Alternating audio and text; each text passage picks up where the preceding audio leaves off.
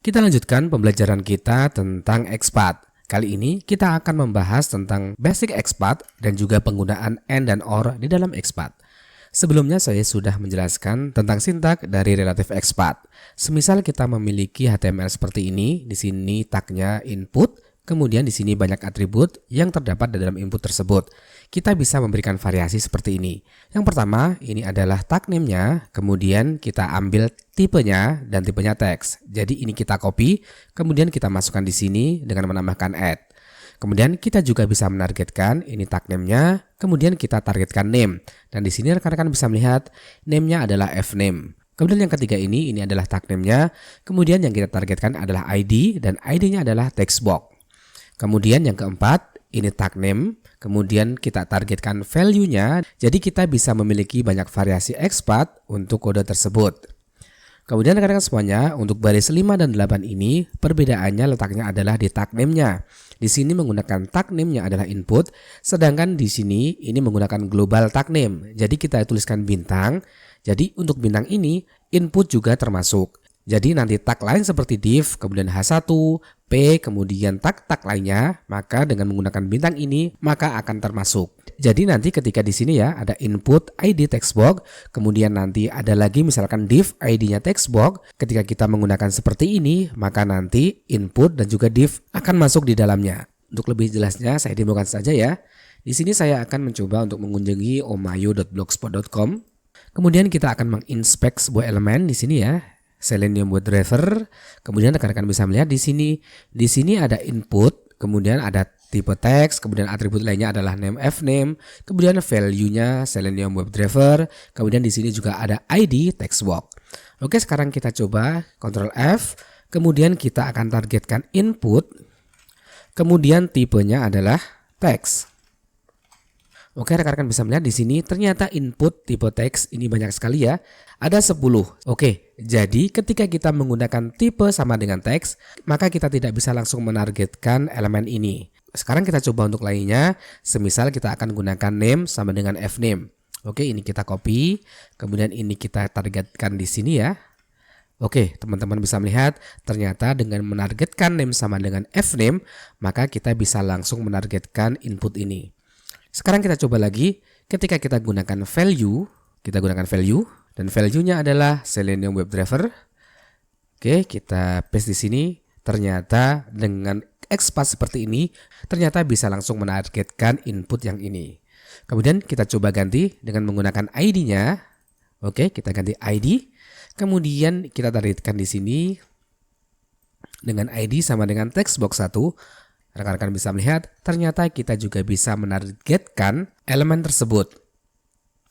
Jadi teman-teman semuanya, teman-teman harus jeli kira-kira atribut mana yang bisa mewakili oleh input tersebut. Jadi pastikan rekan-rekan semuanya ini memilih sesuatu yang unik. Semisal di sini tipe teks, kira-kira ada berapa tipe teks? Jika ada banyak, maka silahkan tinggalkan. Kemudian name, di sini name fname. Ada berapa kira-kira di dalam halaman tersebut? Ketika ada satu, maka kita bisa menggunakan name-nya. Kemudian value juga sama. Jika di dalam halaman tersebut hanya terdapat satu elemen yang memiliki value Selenium WebDriver, maka rekan-rekan bisa menggunakan by value. Biasanya yang unik adalah name dan juga ID. Tetapi rekan-rekan juga harus meneliti kembali kira-kira di dalam halaman tersebut ada berapa ID dengan nama textbox 1. Jika ada 2, maka rekan-rekan semuanya harus beralih dengan menggunakan atribut lain. Oke, sekarang akan kita coba ya. Semisal kita akan menggunakan tipe teks. Tipe teks. Oke, seperti ini. Maka rekan-rekan bisa melihat kita tidak langsung menuju ke elemen tersebut. Karena ketika kita menuliskan seperti ini, maka yang pertama adalah elemen ini. Oke, yang elemen yang ini ya, yang pertama. Sedangkan kita akan menargetkan yang sini. Oke, sekarang kita coba ya. Oke, kita cek. Pertama adalah yang ini. Yang kedua adalah yang ini. Ketiga. Oke, ternyata elemen ini mempunyai indeks ketiga ketika kita menggunakan add type text. Jadi rekan-rekan semuanya, jika rekan-rekan ingin memaksakan dengan menggunakan tipe teks dan ingin menargetkan elemen ini, maka rekan-rekan bisa menggunakan indeks. Untuk menggunakan indeks, rekan-rekan bisa menggunakan kurung seperti ini ya. Oke, kemudian kita tuliskan indeksnya. Semisal di sini indeks 1, maka yang akan muncul adalah yang ini. Kita coba cek ya. Yang kedua, maka yang muncul adalah elemen yang ini. Sekarang coba kita ganti yang ketiga.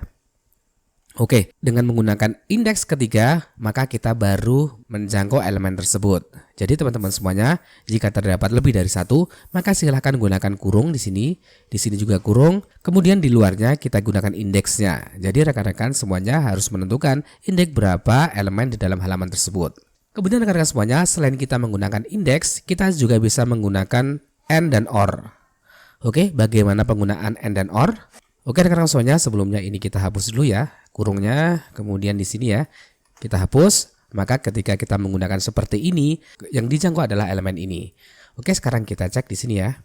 Tanpa menggunakan indeks, kita bisa menggunakan operator AND. Oke, seperti ini ya. Kemudian yang kita targetkan adalah misalkan kita akan menambahkan ID. Oke, di sini ID. Kita gunakan di sini add ID sama dengan text box. Maka dengan menggunakan AND tersebut, maka kita bisa menjangkau terhadap elemen yang telah kita tentukan.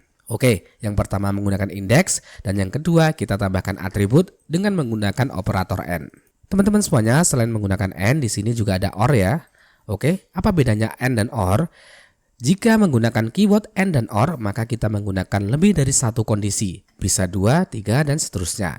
Jika kita menggunakan OR berarti atau, maka kita bisa menemukan sebuah elemen jika salah satu kondisinya adalah benar. Sedangkan kita menggunakan kondisi AND atau dan, kita akan menemukan elemen jika kedua kondisi benar. Jadi kalau AND semuanya harus benar, jika OR maka salah satu bisa salah atau salah satu bisa benar. Sekarang kita coba untuk penggunaan OR. Oke, sekarang kita coba ya. Kita akan gunakan atribut lain, kita akan menggunakan OR. Kita gunakan global variable, kemudian kita akan tentukan type sama dengan text. Oke, jika kita menentukan elemen dengan tipenya sama dengan text, maka rekan-rekan bisa melihat ya di sini jumlah resultnya adalah 10.